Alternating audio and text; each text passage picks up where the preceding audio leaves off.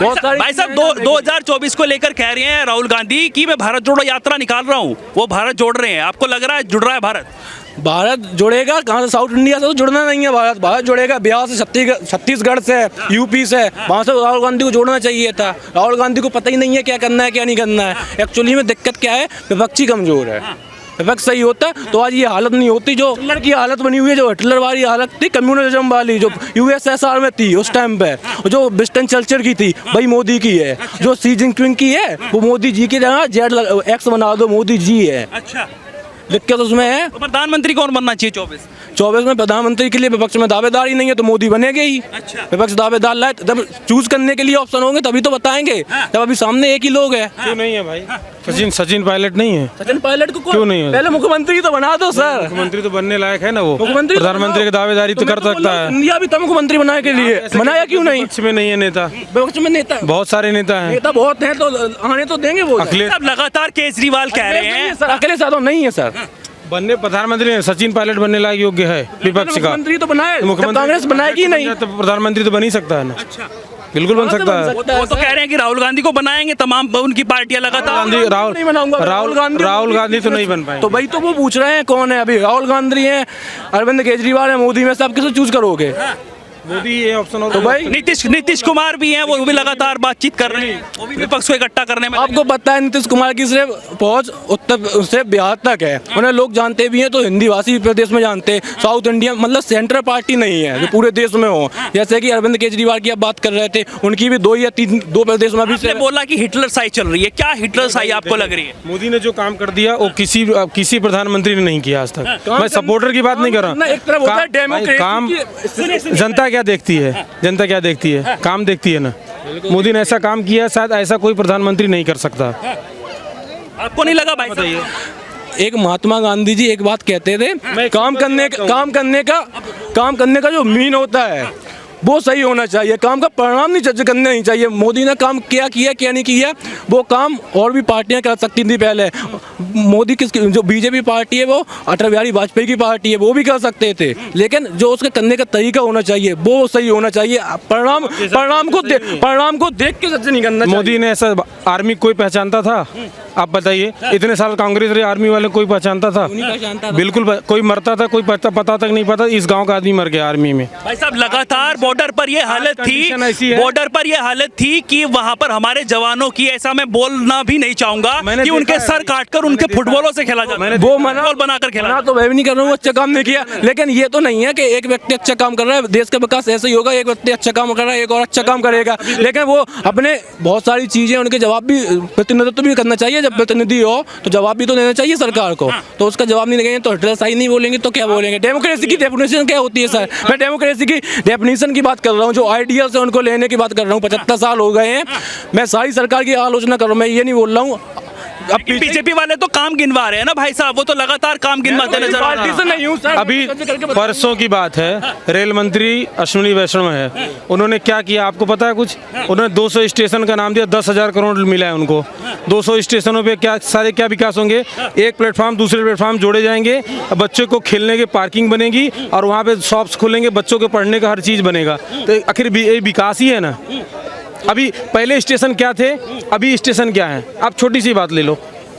70 सालों में ऐसे मुझे कुछ विकास बताइए जो हुए हैं। आपने देखा होगा, आपने हिस्ट्री पढ़ी सर। मैं 70 सालों से तो हूँ नहीं। हिस्ट्री पढ़ी होगी, मैं यही कह रहा हूँ। मैं ये नहीं कह रहा हूँ आप 70 साल के हो गए, मैं ये कह रहा हूँ कि आपने हिस्ट्री पढ़ी होगी, आपने क्या देखा है?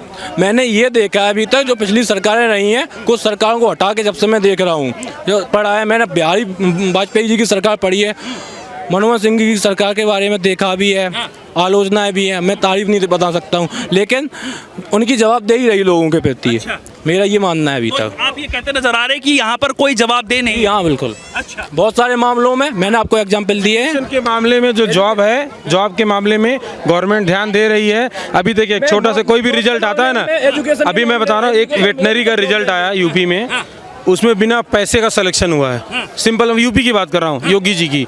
इससे ज़्यादा क्या चाहिए भाई जीवन में? ट्रांसपेरेंसी है, ई गवर्नेंस आ गई है, तो उसमें भ्रष्टाचार तो 215 सीटें थी, उसमें सिलेक्शन 145 बंदे का हुआ। टेक्नोलॉजी के थ्रू, ई गवर्नेंस आई, उसके थ्रू आज वही आप पिछली सरकारों से कंपेयर ना कीजिए। आज की अपनी हिंदुस्तान की सरकार से और आज की वेस्टर्न कंट्री जो अच्छी कंट्रीज है उनसे कंपेयर कीजिए। क्या अपन उनसे बेटर हुए? आज 75 साल हो गए आज़ादी को। G7 G20 सम्मेलन होता था, आप पढ़ते होंगे। भारत कहाँ रहता था पहले?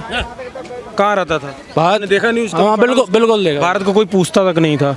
आज की कंडीशन ऐसे, भारत सबसे फ्रंट पे है। आप पढ़िए उसके बारे में। तो उसके पीछे से एक पॉलिटिक्स रीजन नहीं है, अपनी इकोनॉमी ग्रो हुई है और भी सेक्टर्स ग्रो हुए। वैसे भाई पेंडेमिक आया इतना बड़ा कि पूरी दुनिया में हाहाकार मचा, इंडिया फिर भी कंट्रोल में रहा। कंट्रोल में रहा कि नहीं रहा? तो उसके पीछे मैं पेशे से एक डॉक्टर हूँ, इसलिए मैं आपको बता रहा हूँ। लगातार यही कहते नजर आ रहे हैं कि हमारे विदेशों से संबंध इतने अच्छे हो चुके हैं, जो ओहदा पहले नहीं मिल पा रहा था वो ओहदा मिला है। और लगातार आपने आज की न्यूज़ देखी? देखी आपने न्यूज़? बताइए। मैंने न्यूज़ एक प्लेन आया, ईरान से चीन जा रहा था, वो दिल्ली एयरपोर्ट पे उतारने की बात चली, उसमें फ़ोन आया था कि बम है। इंडिया वालों ने क्या दिमाग लगाया, भाई हमारे यहाँ नहीं उतर सकता, कहीं और हम दूसरी जगह दे रहे हैं, आप वहाँ उतार लीजिए। देखा आपने न्यूज़? सुबह पेपर पढ़ा होगा या देखा होगा। चलो हिटलर साई की एक दो बात और मुझे भी बताइए, मैं भी जानना चाहता हूँ कि हिटलर साई आपको कहाँ कहाँ पर नजर आ रही है, एक दो बात बताइए। मैंने आपको जो एक दो बात बताई थी, उसके अलावा अभी मुझे संज्ञान में नहीं है, मतलब मुझे याद नहीं आ रहा है। लेकिन जो एक जो डेमोक्रेसी, अपन को कंपेयर क्या करना है, जो डेमोक्रेसी की डेफिनेशन है आइडियल है। एक सेकंड आप रुक जाइए। जो हमारा ये कंपेयर नहीं है, पिछली सरकारों से कंपेयर करो। अपन को और भी ग्रोथ करना है। इंडिया ऐसे ही ग्रोथ नहीं करेगा, ऐसे ही और बड़ पाबंद नहीं बनेगा, क्योंकि अभी कंपेयर तो करना पड़ेगा ना भाई साहब। जब सुनिए, जो डेमोक्रेसी की डेफिनेशन है उससे आइडियल से कंपेयर करके मैं बता रहा हूँ। हिटलर सुनिए भाई साहब, अगर दो किसी पोजीशन पर लोग हैं, पहले एक था अब दूसरा है, उसकी कंपेयर तो करना पड़ेगा ना कि उसने क्या काम किया था और अब क्या काम हो रहा है। अगर कोई जिला अधिकारी या कोई भी पहले काम गलत करके जाता है, फिर दूसरा आता है, तो उसको अच्छा कहा जाएगा या बुरा कहा जाएगा? मुझे एक चीज बताइए, मैं प्रशासन की बात मैं बताता हूँ। आपके पिताजी कहीं जाते थे, स्कूल में पढ़ाई करने जाते थे, वो पैदल जाते थे, उन्हें 5 घंटे लगते थे वहाँ तक जाने में। आपके लिए स्कूल भी पास में आ गए, आपके पास बस की भी सुविधा रही। आप अपनी एजुकेशन पॉलिसी अपने पिताजी से कंपेयर करेंगे या? हाँ बताइए ना। उस टाइम की बात अलग थी, अब अलग है। टाइम की बात है सर, मैं तो गलत नहीं बोल रहा हूँ। सिस्टम नहीं था ना भाई साहब। ये थोड़ा है कि उस टाइम के प्रधानमंत्री इंसान नहीं हुआ करते थे, उस टाइम के प्रधानमंत्री आदिमानव हुआ करते थे, ये तो नहीं कह सकते ना भाई साहब। तो सर गवर्नमेंट के पास भी सिस्टम नहीं था ना। अब सिस्टम है तो कहाँ से कंपेयर करेंगे? अपना कंपेयर कीजिए, वेस्टर्न कंट्रीज का कंपेयर कीजिए। मनमोहन सिंह थे तो सिस्टम नहीं था उनके पास।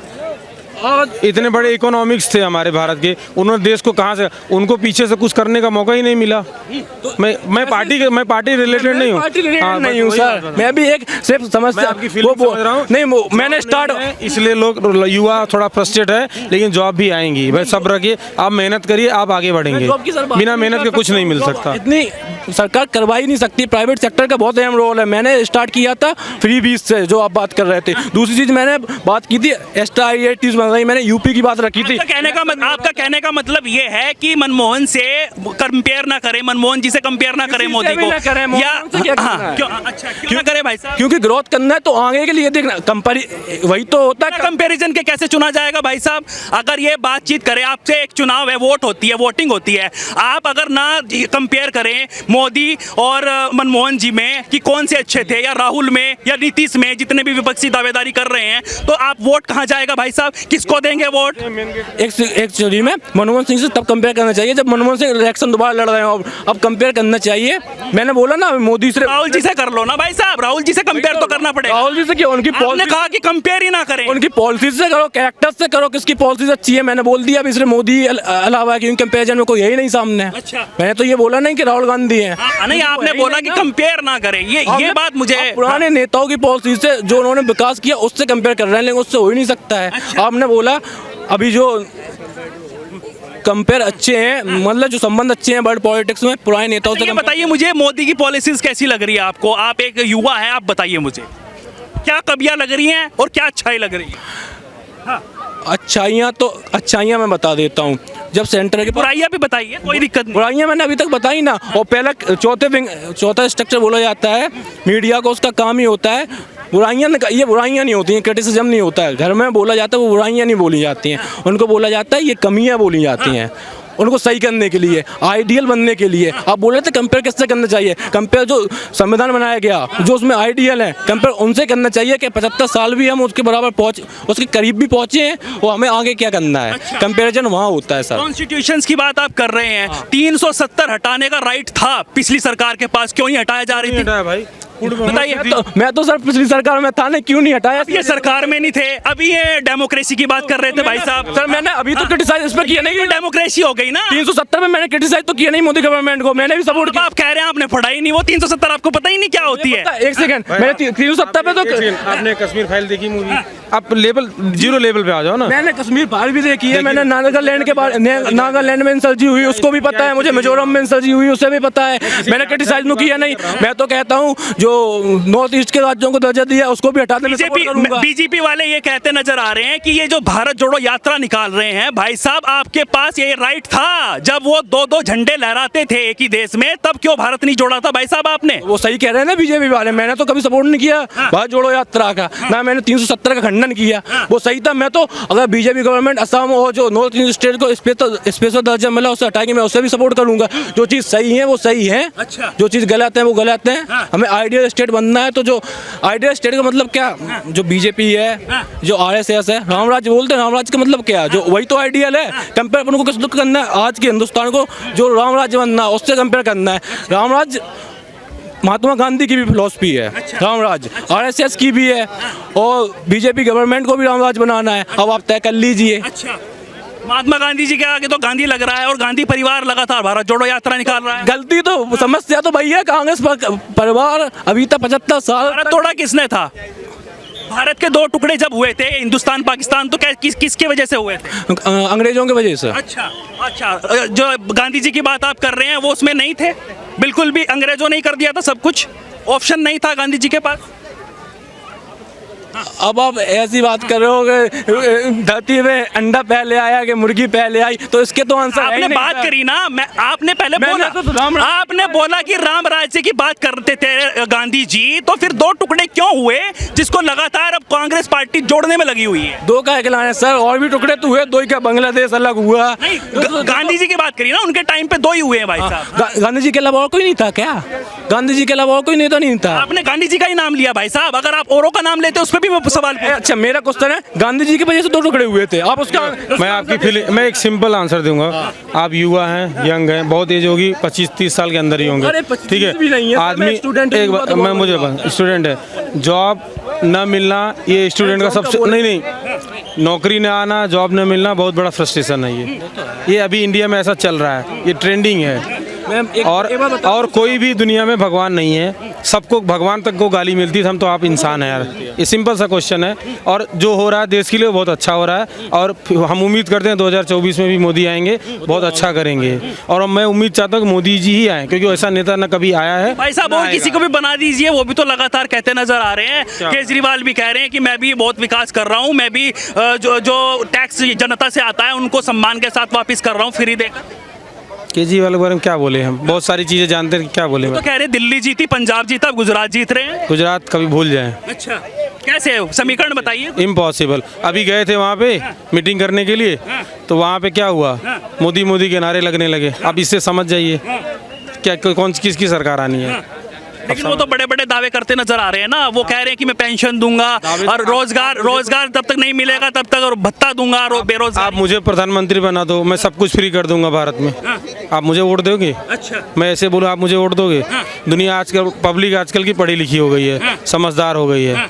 वो सब जमाने गए, जातिवाद था सिस्टम ये। अब अगर ऐसा सिस्टम होता जातिवाद था तो यूपी में बीजेपी दोबारा नहीं आती, वो बाहर हो जाती। बीजेपी दोबारा नहीं आती, बिल्कुल नहीं आती।